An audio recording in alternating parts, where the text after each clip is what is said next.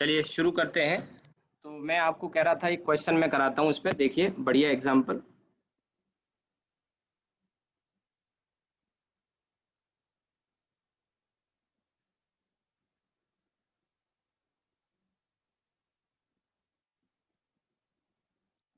ए vector मान लीजिए 2i plus 3j plus 2k cap and B vector है 4i minus j plus 3k cap.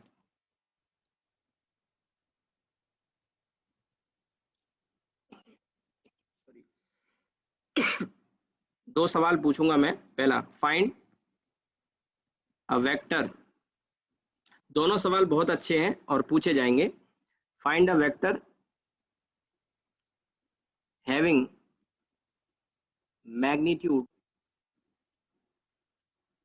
equal to that of b vector.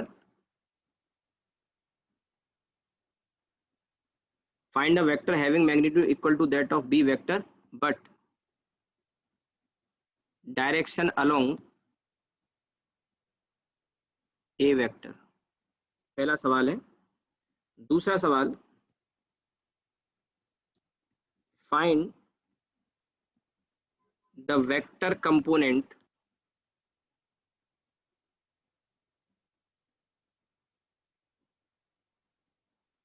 of a vector along b vector। दो question हैं, दोनों question थोड़ा अलग हैं। मैं आपको थोड़ा सा समय दूंगा। अच्छा होगा अगर आप खुद से आंसर करेंगे, मुझे भी अच्छा लगेगा कि आपको आता है। ठीक है, कोशिश करिए, गलत होगा कोई दिक्कत नहीं है, यही तो सीखना है। अब देखिए, आपको वो 11th क्लास के बच्चों के बिल्कुल जीरो लेवल के सवाल नहीं करने। टारगेट के बच्चे हैं तो आपका लेवल भी थोड़ा अच्छा होना चाहिए। बढ़िया सवाल है।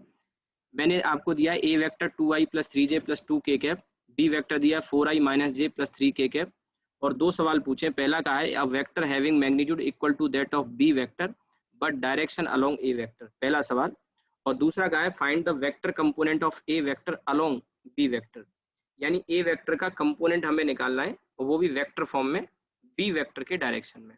ठीक है, आप करिए और मैं आपको थोड़ी देर में अनम्यूट कर रहा हूँ। आपको 1 मिनट का समय दे रहा हूँ। 1 मिनट में कम से कम एक तो कर ही सकते हो।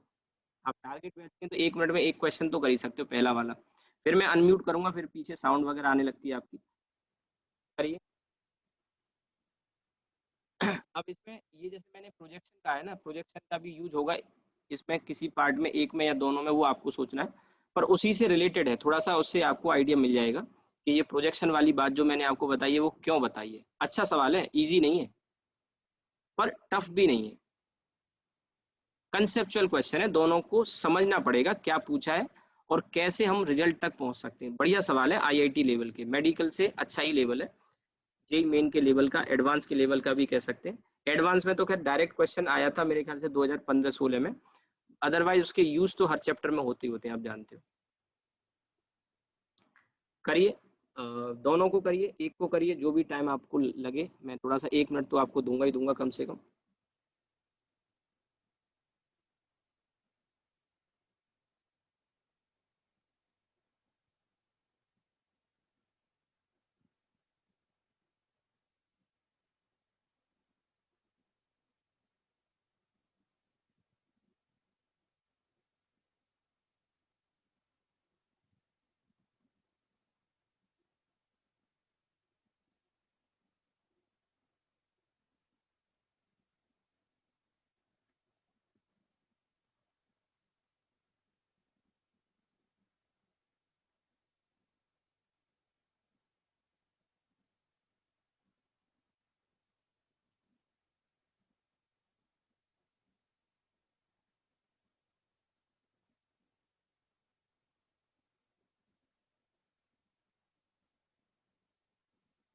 हाँ, मैंने आपको यहाँ से अनम्यूट कर दिया। आप पहले का आंसर अगर किसी ने निकाला हो तो आप पहले का आंसर बता सकते हैं मुझे।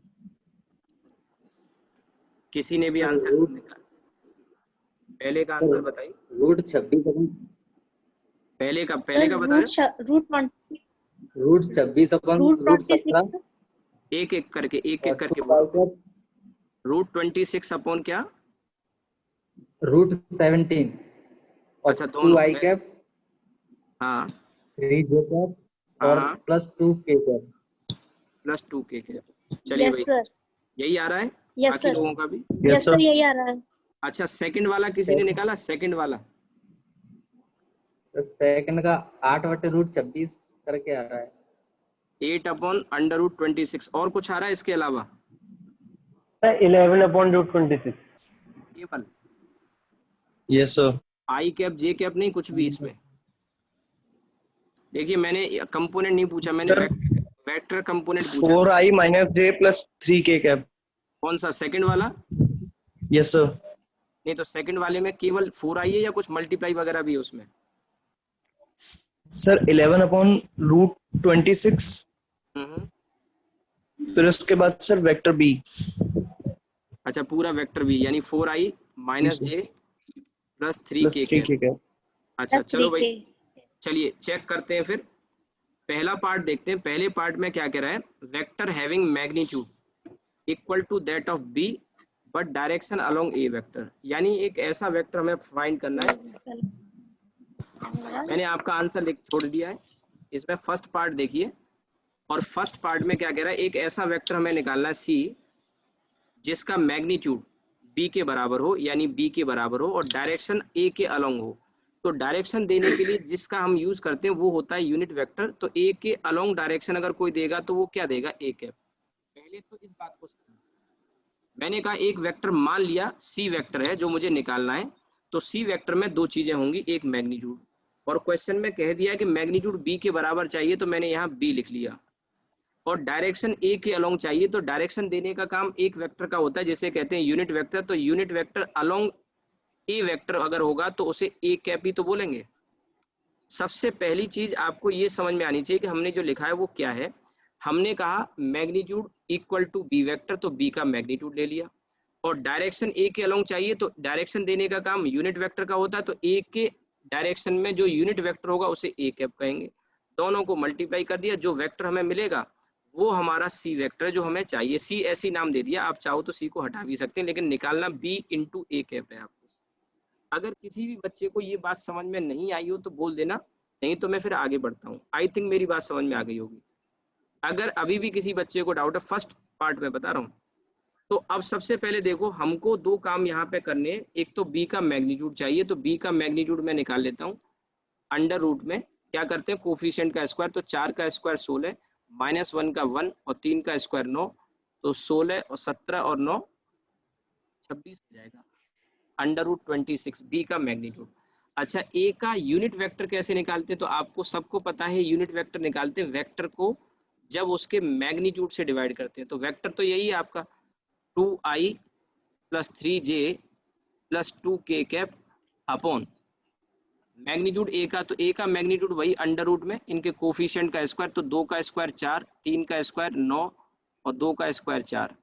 तो अब इसे जरा सिंप्लीफाई कर लें हम, तो हमें यूनिट वेक्टर मिला 2i + 3j + 2k cap divided by और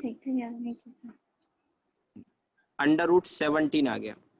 ठीक है, बस ये वैल्यू रखनी है आपको। तो बी का मैग्नीट्यूड कितना आया था? √26, और ये पूरा का पूरा यूनिट वेक्टर है जो आपको यहाँ लिखना है। तो ये आप इसको लिखेंगे 2i + 3j + 2k cap upon √17, इतना लिख दो, वही लिखा है। तो ये आपने जिन लोगों ने भी सॉल्व किया है आपका आंसर सही है। आप चाहो तो इसको एक साथ अंडर रूट में भी ले सकते थे और कोई दिक्कत नहीं, आपको घर थोड़ी लेके जाना है। इतना बड़ा सा आंसर आ रहा है तो क्या करें, आ रहा है तो आने दो, क्या दिक्कत है। तो इसकी एग्जैक्ट वैल्यू थोड़ी निकालनी कि अंडर रूट की वैल्यू निकाल के बता। ठीक है, ये आपका पहला पार्ट हो गया। पहला पार्ट हो गया। तो जिन लोगों ने सॉल्व किया है ये आंसर बताया, बिल्कुल सही है उनका। अब आते हैं सेकंड वाला पार्ट। सेकंड वाला पार्ट और अच्छा था। इसमें कह रहा है find the vector component of A vector along B. अब अभी हमने जो एक्चुअल में निकाला था ना, ये जो ऊपर वाला, ये देखो, ये असल में बी वेक्टर का कंपोनेंट ए के डायरेक्शन में जो प्रोजेक्शन था ना, इसका एक नाम और भी आप ले सकते थे। आप इसको कहते कंपोनेंट। सुनो मेरी बात ध्यान से, component of B vector along A vector. ये जो प्रोजेक्शन है ना, प्रोजेक्शन का ही दूसरा नाम है। बी कॉस थीटा को मैंने ऊपर क्या कहा है, projection of B on A. इसी को आप ऐसे भी कह सकते हैं, component of B vector along A. यानी कई लोगों के मन में आ रहा होगा कि हमें बी कॉस थीटा निकालना है, और कई लोगों ने, हो सकता है, शायद मुझे नहीं पता क्या आंसर आने वाला है, हो सकता है आपने ये निकाला हो या ये निकाला हो और ये बी कॉस थीटा की वैल्यू हो, मे बी, पर ये अधूरा आंसर है, क्योंकि आपने जो निकाल दिया वो कंपोनेंट निकाला है, मैंने आपसे पूछा वेक्टर कंपोनेंट, और ए के डायरेक्शन में चाहिए, बी के डायरेक्शन में चाहिए। मैंने कहा है find the vector component of A along B, और सॉरी उल्टा कर दिया इसमें, ए का चाहिए तो ए कॉस थीटा एक्चुअली आपको चाहिए, लेकिन बी के डायरेक्शन में चाहिए, यानी वेक्टर का डायरेक्शन भी आपको देना है। ये बात बहुत अहम हो जाती है, यहाँ पे समझने वाली बात है। ठीक है, चलो इसको समझते हैं। तो सबसे पहले आपको एक बात समझनी होगी, कंपोनेंट जो है यहाँ पर ए का चाहिए बी के अलोंग। चलो इसे बना लेते हैं पहले तो समझने के लिए। देखो, ए वेक्टर और बी वेक्टर में मैं एक काम करता हूँ, ए मैं इधर बना लेता हूँ और बी मैं इधर बना लेता हूँ, ये थीटा है। तो सबसे पहली बात, ए का कंपोनेंट बी के डायरेक्शन में ये आएगा, इसका नाम क्या होगा, अभी बताया आपको, ए कॉस थीटा। अगर आपने ए कॉस थीटा निकाला है, ये वाला ए कॉस थीटा, तो आपका आंसर अधूरा है, पूरा नहीं है। इनमें से जो भी आ रहा है 8/√26 या ये आ रहा है, तो आपने आधा ही पार्ट निकाला। ध्यान रहे, केवल कंपोनेंट पूछा जाता तो ए कॉस थीटा आप निकालते, काम चल जाता, लेकिन आपसे पूछा गया vector component of A along B, यानी आपको डायरेक्शन भी देना है सेकंड पार्ट में। यानी ए कॉस थीटा के साथ साथ, मान लो एक वेक्टर आपने निकालना था डी, तो डी वेक्टर में ए कॉस थीटा तो निकालेंगे और साथ ही साथ डायरेक्शन देंगे, और डायरेक्शन किसके अलोंग चाहिए, बी के। तो डायरेक्शन देने का काम किसका होता है, यूनिट वेक्टर का। तो बी का क्या ले लोगे, यूनिट वेक्टर। बी का क्या ले लोगे, यूनिट वेक्टर। किसी भी बच्चे को यहां तक मेरी बात समझ में नहीं आए तुरंत बता देना। आपको क्या करना है, एक तो कंपोनेंट निकाला, लेकिन ये जो कंपोनेंट है ये क्या है, स्केलर कंपोनेंट है बेटा। स्केलर यानी केवल वैल्यू बताएगा, डायरेक्शन नहीं। डायरेक्शन बी के अलोंग है, तो इसमें आपको क्या करना पड़ेगा, आपको बी का यूनिट वेक्टर और मल्टीप्लाई करना पड़ेगा। तो बी कैप मैंने इसीलिए लिखा। अब बात आती है ए कॉस थीटा। तो ए कॉस थीटा का एक फॉर्मूला अभी हमने देखा, A dot B upon B. A cos theta की वैल्यू ऊपर आ रही है कि नहीं आ रही है, देखो ना, ए कॉस थीटा की वैल्यू ये है कि नहीं, A dot B upon B. और क्या है, A dot B upon B ये आ गया, और बी कैप जो है उसे अगर आप चाहो तो बी वेक्टर अपॉन बी लिख सकते हो कि नहीं भाई, कोई सर वो स्क्वायर हट जाएगा सर फिर। कौन सा वाला, नहीं अभी मैंने ये लिखा है ए कॉस थीटा को A dot B upon B लिखा है, और बी कैप को हमने लिखा बी वेक्टर अपॉन बी। ठीक है भाई। सो आप सबसे पहले क्या करो, ए डॉट बी करो, ए डॉट बी, और ए डॉट बी ऐसे ही कर लो डायरेक्ट, टाइम बचेगा। अब डायरेक्ट से मेरा मतलब ये है कि आपको आई का आई के संग करना है, ऊपर देख लो डायरेक्ट, यही कर लो। 2 का 4 के संग करूंगा, कितना आएगा, 8। थोड़ा छोटा करना पड़ेगा स्क्रीन को, आपको नहीं दिख रहा होगा, कोई बात नहीं, मैं बड़ा कर दूंगा। 2 का 4 के संग करेंगे हम, 8 आएगा। फिर 3 का -1 के संग करेंगे, जे के कोफिशिएंट के -1 आएगा, और 2 का 3 के संग करेंगे 6 आएगा। आपको अगर नहीं दिखाओ तो यहाँ पे देखो, मैं एक बार फिर से दिखा देता हूँ। देखो 2 और 4 का करेंगे तो 8 आएगा। यहाँ आप देखिए 2 का 4 के संग डॉट कर रहे हैं ना, 3 का -1 के संग करेंगे और 2 का 3 के संग करेंगे, तो 8 - 3 + 6, यही लिखा है मैंने सभी। अभी मैंने ए डॉट बी की वैल्यू लिखी है 8 - 1 + 6 इंटू बी वेक्टर। ऊपर जो बी वेक्टर आ रहा है ये वाला, तो बी वेक्टर की वैल्यू क्या है जरा देखो एक बार। बी वेक्टर की वैल्यू है 4i - j + 3 के कैप, 4i - j + 3 के कैप। और ये जो आया है ये आया है A vector dot B times B upon B का स्क्वायर। यानी बी का स्क्वायर मतलब बी का जो मैग्नीट्यूड निकाला है ना उसका स्क्वायर। और बी का मैग्नीट्यूड कितना आया भाई, बी का मैग्नीट्यूड √26 आया है, तो √26 का स्क्वायर करोगे तो 26 आ जाएगा। अब ऊपर सर कितना वो बचा, -3 आएगा सर। कहाँ पर गड़बड़ हो गया क्या, 8 - 3 सर। अच्छा ये 3 इंटू -1 था तो -3 आएगा, बिल्कुल सही, ये 3 आएगा। ठीक है कोई बात नहीं। तो ये कितना आ गया, 8 6 14 -13 -3 11, तो 11/26 तो ये बचा, और ये आया आपका 4i - का j प्लस 3k कैप। एक बेहतरीन बढ़िया सवाल है। अगर किसी भी बच्चे को कोई डाउट आ रहा हो तो आप बोलिए। उसमें थोड़ी सी गलती करी तो कुछ बच्चों ने ये निकाला है, ठीक है, तो आपको समझ में आ गया होगा। हमने वेक्टर कंपोनेंट पूछा था, अगर स्केलर पूछता तो स्केलर में केवल आप a dot B upon B निकालते, आपका आंसर हो जाता इतने से, ठीक है। ये पहला वाला पार्ट आपका सही था जो हमने यहाँ निकाली, तो फर्स्ट पार्ट ये आ गया, सेकंड वाला पार्ट ये आ गया, ये फाइनल आंसर है। ध्यान दीजिएगा, मैंने डी और सी तो ऐसे ही नाम दे दिए समझाने के लिए, लेकिन इसको एक बार आप खुद से समझने की कोशिश करना। बढ़िया सवाल है, ठीक है। इस तरह के क्वेश्चन अच्छे होते हैं और हर बच्चा नहीं कर पाता, और ये ऐसे सवाल जो होते हैं, ऐसे क्वेश्चन आपकी रैंक डिसाइड करते हैं एग्जाम में। इसी तरह के क्वेश्चन आपकी रैंक डिसाइड करते हैं बाकी बच्चों के कंपैरिजन में। ये ऐसे सवाल तो छूट जाते हैं बच्चों से। अगर किसी भी बच्चे को समझ में ना आया हो, देखिए मैंने कहा a cos theta scalar component है, यहाँ लिखा हुआ है, स्केलर नहीं पूछा मैंने, वेक्टर पूछा है। तो नेक्स्ट टाइम क्वेश्चन आएगा तो स्केलर कंपोनेंट निकालने के बाद क्या करेंगे, एक यूनिट वेक्टर उसके संग चिपका देंगे। और यूनिट वेक्टर किधर चाहिए था, बी के डायरेक्शन में चाहिए, तो बी के साथ में बी वेक्टर का यूनिट वेक्टर बी कैप हमने और चिपका दिया, और बाकी वैल्यू रखी, थोड़ा सा कैलकुलेशन करी, आंसर आ गया, ठीक है। चेक कर लो, ठीक है।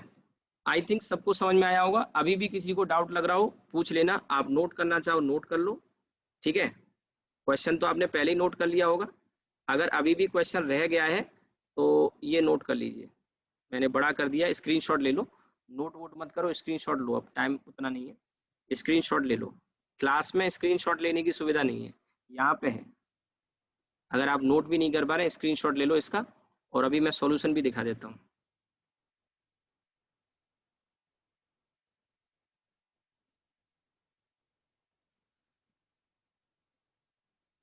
ये दोनों पार्ट हो गए। आप देखिए कैलकुलेशन तो कोई खास है नहीं, मैंने कहा आईआईटी के लेवल का सवाल है, एडवांस और जेई मेन का। सेकंड वाला पार्ट तो बहुत ही अच्छा था, लेंदी बिल्कुल भी नहीं है, हाँ ट्रिकी है, माइंड लगाना पड़ेगा, सारा माइंड गेम है इसमें। आप देखिए, तो ये ऐसे क्वेश्चन कम मिलते हैं किताबों में, लेकिन मिलेंगे तो बढ़िया सवाल होते हैं, करने चाहिए, सीखने चाहिए।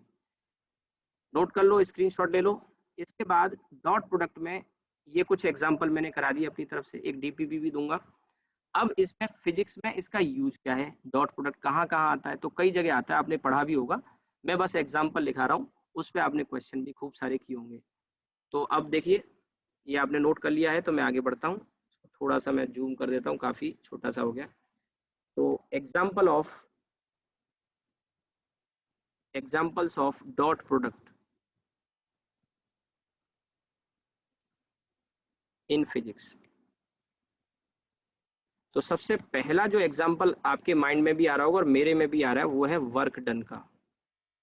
वर्क डन W का फॉर्मूला आपने ये पढ़ा F डॉट S, और आप इसको लिखते हैं FS cos थीटा। आगे चैप्टर आएगा वर्क पावर एनर्जी, वहां तो हम यूज करेंगे, लेकिन वेक्टर में भी आपने क्वेश्चन किए ही होंगे। अब वेक्टर में क्वेश्चन कैसे जैसे होगा कि एक ये ब्लॉक रखा हूँ, बहुत ही सिंपल मैं बात कर रहा हूँ, एक ब्लॉक को आप फोर्स F लगा के खींच रहे हैं, और जब खींचेंगे हॉरिजॉन्टल में, ये एंगल थीटा है, तो हॉरिजॉन्टल में ब्लॉक जमीन पे जब खिसकेगा तो उसका डिस्प्लेसमेंट तो इस डायरेक्शन में होगा, और धागे से बांध के ये आप इसको खींच रहे हैं, फोर्स F लगा रहे हैं, तो ये ब्लॉक चल के जा रहा है ना। या ऐसे मान लो कि अगर कोई छोटा बच्चा है और ये कोई टॉय है, मान लीजिए पहिए लगे हुए हैं, और ये छोटा बच्चा इसे खींच रहा है ना, ऐसे करके, और इसे खींच रहा है, पकड़ के हाथ से खींच के लेके जा रहा है, ठीक है। तो अब ये फोर्स तो इस डायरेक्शन में लग रहा होगा धागे में, और जो ये ब्लॉक है या ये जो टॉय है, ये जमीन पर हॉरिजॉन्टल में एस डिस्प्लेसमेंट इसका हो रहा होगा, इस तरह से जा रहा होगा। तो यहाँ फोर्स और डिस्प्लेसमेंट के बीच में एंगल कुछ दिया होगा आपको, 30 डिग्री, 60 डिग्री, 37, इस तरह का, तो आप उसको निकाल सकते हैं। क्वेश्चन आपको खूब सारे मिल जाएंगे कि फोर्स ऐसे है। एक तो ये हो गया। दूसरा जो एग्जाम्पल है वो है पावर का, और वो भी पावर कौन सी, इंस्टेंटेनियस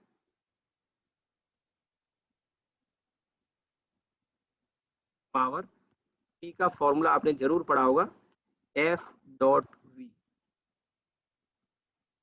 F या फोर्स है और V क्या है, वेलोसिटी है। जैसे ऊपर वाले में S क्या था, डिस्प्लेसमेंट था, यहाँ वेलोसिटी हो जाएगी। अब जैसे इसी बॉडी को आप खींच रहे हो, ब्लॉक को खींच रहे हो, तो जिस डायरेक्शन में ये डिस्प्लेसमेंट है, वेलोसिटी भी तो उसी डायरेक्शन में होगी कि नहीं होगी, वेलोसिटी भी। तो वेलोसिटी और फोर्स के बीच में एंगल लेंगे तो इंस्टेंटेनियस पावर मिल जाएगी। पावर दो तरह की होती है, कि इंस्टेंटेनियस और एक एवरेज। एवरेज जब निकालते हैं तो नेट वर्क डन या total work done upon total time करके निकालते हैं, और इंस्टेंटेनियस पावर जब निकालते हैं तो एक तो फॉर्मूला एफ डॉट वी में इंस्टेंटेनियस फोर और उसी इंस्टेंट पर वेलोसिटी का डॉट प्रोडक्ट आप ले लो, या फॉर्मूला होता है D W upon D T करके भी होता है। अभी इसकी जरूरत नहीं है, ये जो मैं लिख रहा हूँ इसको लिखने की जरूरत नहीं है। D W upon D T में क्या होगा, वर्क आपको टाइम के फंक्शन में दिया होगा, एक बार डिफरेंशिएट कर दो तो आपको इंस्टेंटेनियस पावर मिल जाएगी। ये अभी डिफरेंशिएशन का केस है तो ये हम आगे देखेंगे, अभी डिफरेंशिएशन की तो बात नहीं कर रहे, लेकिन एफ डॉट वी से भी निकालते हैं।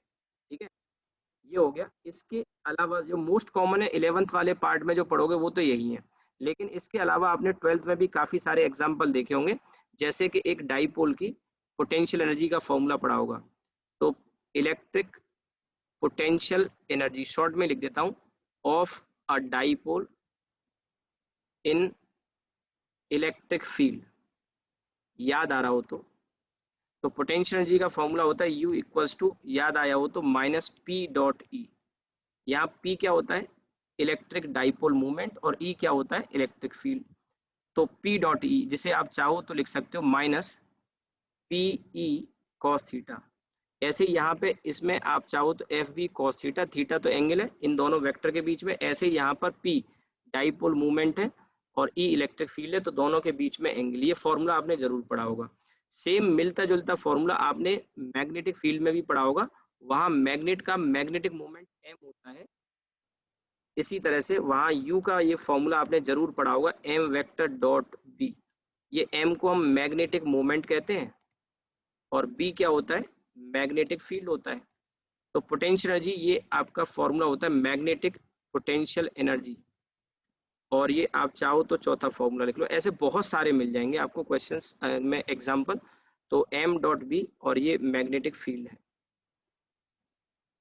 p यहाँ पे इलेक्ट्रिक डाइपोल मूवमेंट है।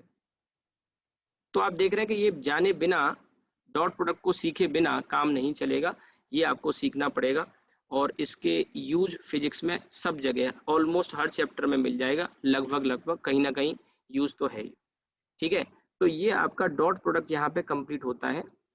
डॉट प्रोडक्ट के क्वेश्चन मैंने कुछ करा दिए, आपके पास जो भी बुक है उससे आप लगाइए। मैं आपको एलन का सॉफ्ट में पैकेज अवेलेबल करा दूंगा क्वेश्चंस का, वो आप लगा सकते हैं। आप कोई अपनी बुक यूज कर रहे हैं वो आप लगा सकते हैं, जो भी बुक आप यूज कर रहे हैं वो आप लगाइए। ठीक है, आप डाउट जो आ रहे हैं वो पूछिए। ठीक है, और मैं अभी आपको एक डीपीपी सेंड कर रहा हूँ इस क्लास के बाद ही, जिसमें डॉट प्रोडक्ट और क्रॉस मैं कल पढ़ाऊंगा। तो इतने आप समझदार हैं कि डॉट के क्वेश्चन ढूंढ के कर सकते हैं। अब कल मैं क्रॉस भी पढ़ा दूंगा, तो कल के बाद पूरी डीपीपी आप लगा लेंगे, जो डाउट हो वो पूछ लेना। और लेटेस्ट क्वेश्चन भी है उसमें, इस साल का नहीं है, इस साल का जो नीट 2013 में एक क्रॉस प्रोडक्ट का क्वेश्चन आया था, बहुत ही लो लेवल का, मतलब उससे लो लेवल तो मैं कराता भी नहीं हूँ। मतलब आप देखिए टॉर्क वाला क्वेश्चन आया था नीट में, आपको याद होगा, और वेक्टर भी कैसे दिए, मतलब इंतहा हो गई कि एक ही मतलब यूनिट वेक्टर टाइप का दे दिया आई कैप, और एक में वेक्टर दे दिया जे कैप। कुछ टॉर्क का क्वेश्चन था, आपने किया भी होगा। ठीक है, तो उससे पहले लास्ट ईयर के कुछ क्वेश्चन मैंने उसमें डाल दिए हैं, वो डीपीपी में अभी आपको भेज रहा हूँ। आज की क्लास को हम यहीं रोकते हैं, कल हम क्रॉस प्रोडक्ट पढ़ेंगे इसके आगे, और कोई डाउट हो तो आप पूछ लेना। चलिए आज रुकते हैं, आज की क्लास को यहीं रोकते हैं।